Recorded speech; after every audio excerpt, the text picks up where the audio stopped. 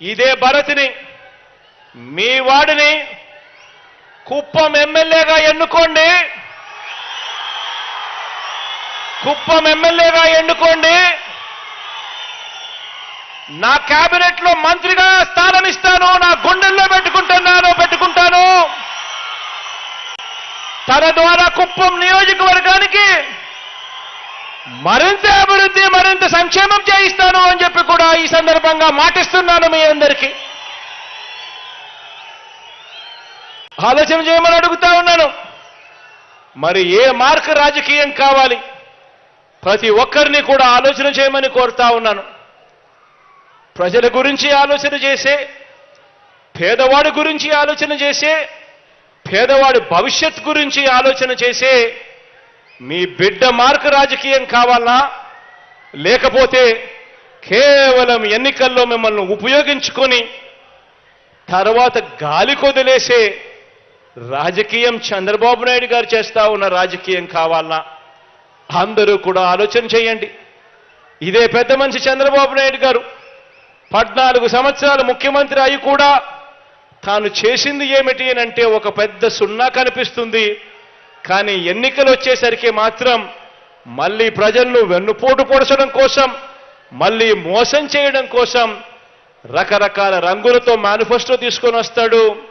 ఆ మేనిఫెస్టోలో ప్రతి ఇంటికి కేజీ బంగారం ఇస్తానంటాడు. ప్రతి ఇంటికి ఒక బెంజ్ కారు కొనిస్తానని చెప్పి కూడా అంటాడు. ఆలోచన చేయమని అడుగుతా ఉన్నాను. 14 సంవత్సరాలు ముఖ్యమంత్రిగా చేసిన ఈ వ్యక్తి, ఏ రోజైనా ఏ మంచి కూడా చెయ్యని ఈ వ్యక్తి ప్రతి ఎన్నికలప్పుడు కూడా ఒక రంగురంగుల మేనిఫెస్టో తీసుకొని వచ్చి ఏ రకంగా ప్రజలను వెన్నుపోటు పొడుస్తా ఉన్నాడు. ఇటువంటి వ్యక్తి మాటలను నమ్మగలమా అన్నది ప్రతి ఒక్కరూ కూడా ఆలోచన చేయండి. ఈ 57 నెలల కాలంలో మీ బిడ్డ ప్రభుత్వం చూశారు. ప్రతి ఇంటికి జరిగిన మంచి చూశాడు. పేదవాడి భవిష్యత్ కోసం మీ బిడ్డ పడతా ఉన్న తాపత్రయాన్ని మీరంతా కూడా చూశారు.